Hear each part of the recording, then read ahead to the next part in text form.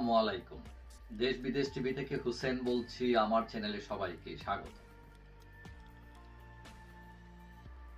শেখ হাসিনা সরকারের পতনের পর আমরা দেখলাম যে ভাবটা এরকম, মানে আওয়ামী লীগকে ছিঁড়ে কুটে খেয়ে ফেলবে এরকম অবস্থা। আওয়ামী লীগকে নিঃস্ব করে দেবে, মানে মানচিত্রে তারা থাকতেই পারবে না, ব্যাপারটা এইরকম। কিন্তু এটা সম্ভব কিনা হয়তো 10 মাস পরে তারা কিছুটা টের পেয়েছেন যে এটা আসলে সম্ভব না। এখন বিগত 15 বছরের আওয়ামী লীগ শাসনে আওয়ামী লীগ অনেক উন্নয়ন করেছে, এরকম সেখানে জোর করে ক্ষমতায় থাকার জন্য তারা অপরাধী হয়েছে। এখন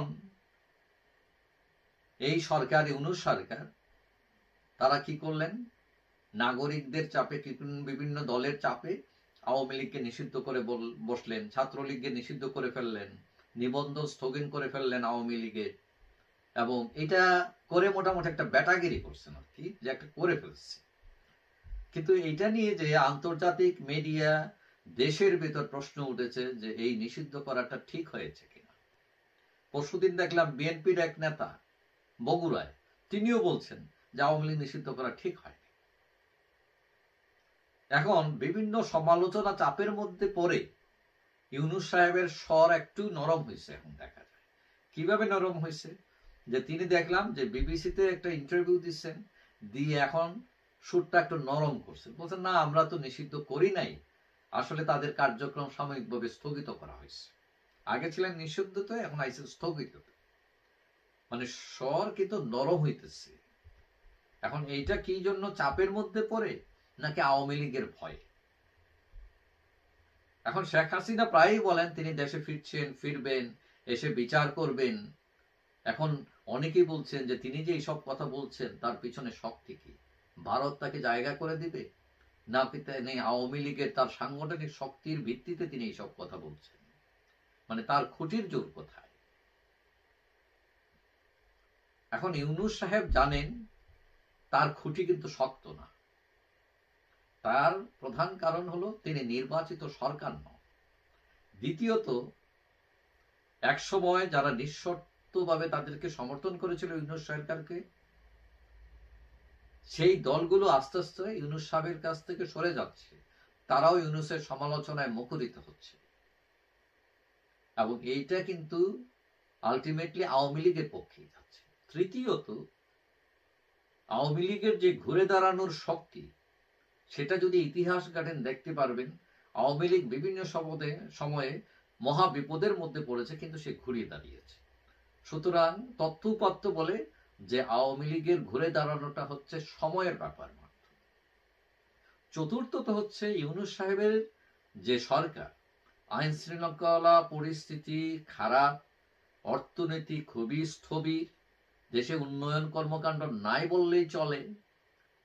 এখন ব্যাংক খাতে তারা কিছুটা শৃঙ্খলা ফিরিয়ে নিয়ে এসছেন, রিজার্ভ মোটামুটি সন্তোষজনক, কিন্তু হলেও আফটার অল অবস্থা খুব একটা ভালো না।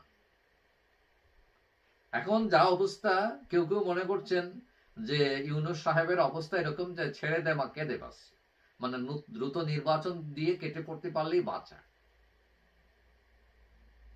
এখন ইউনূস সাহেব জানেন ক্ষমতায় যদি বিএনপি যায়, আওয়ামী লীগের মাঠে নামাটা হবে সময়ের ব্যাপার মাত্র। তখন তাদের কি অবস্থা হবে, তাদের পালাতে হবে কিনা, এইটাও কিন্তু তাদের মাথায় আসছে।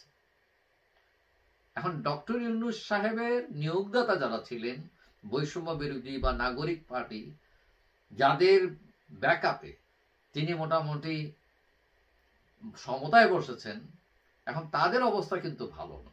মানে যত গর্জে তত বসছে না। তারা যেরকম হাক ডাক দিয়ে নামছিল বিভিন্ন সমালোচনায়, এখন তাদের গতিও আস্তে আস্তে নিচের দিকে নেমে যাচ্ছে। এখন সবকিছু মিলিয়ে বিরোধীরা যদি ব্যর্থ হয়, তাহলে আওয়ামী লীগের দরজা খুলে, এবং এই দরজা খোলাই মানে হচ্ছে ইউনূসের স্বর নরম হওয়া, এবং সেটা নরম হচ্ছে ক্রমশ। আওয়ামী লীগ অবশ্য এতদিনে দাঁড়িয়ে যেতে পারত, কিন্তু কেন পারেনি? কারণ তাদের তৃণমূলতে কোনো সমস্যা নাই, সমস্যা ছিল তাদের নেতৃত্বের সংকটে, পরিকল্পনার অভাব। এখন শেখ হাসিনা যতই অ্যাক্টিভ থাকেন, কিন্তু তিনি ঘুরে ফিরে এসে ওই এক কথার মধ্যে সীমাবদ্ধ। এখানেও পরিবর্তন দরকার। তবে ইউনূসের স্বর আরো নরম হবে নির্বাচন যতই গড়িয়ে আসবে। আওয়ামী লীগ যতই নির্বাচন গড়িয়ে আসবে, আওয়ামী লীগ ততই গুরুত্বপূর্ণ হয়ে উঠবে, নির্বাচনে সে থাকুক আর নাই থাকুক। কারণ আওয়ামী লীগের এখন অবস্থাটা এরকম যে আওয়ামী লীগের হারাবার কোনো ভয় নাই, এখন তার পাওয়ার সময়। তবে তাকেও বদলাতে হবে। কিছু লোক, আওয়ামী লীগের কিছু লোক বিগত 15 বছরে যে ক্ষতি করেছে আওয়ামী লীগের, তাতে তাদের প্রত্যেককে যদি 10 বার করে ফাঁসিও দেওয়া হয়, তাহলেও আওয়ামী লীগের পোষাবে না। এবং এদের বিরুদ্ধে ব্যবস্থা নেওয়া আওয়ামী লীগেরই দায়িত্ব, তার দলের সাথে। কিন্তু আওয়ামী লীগ এই জায়গাতেও চুপ হয়ে আছে। এইসব কারণে আওয়ামী লীগ ঘুরে দাঁড়াতে পারছে না, এবং ঘুরে দাঁড়াতে পারলেই ইউনূস সাহেবের স্বর একদম কমতে কমতে জিরোতে চলে আসতে পারে। যাই হোক, কথা হলো যে স্বর রাজনীতিতে যার যতই উঁচু হোক না কেন, নিচু হোক না কেন, সবাই যেন রাষ্ট্রের পক্ষে, জনগণের পক্ষে কথা বলেন। যাই হোক, সবাই ভালো থাকবেন।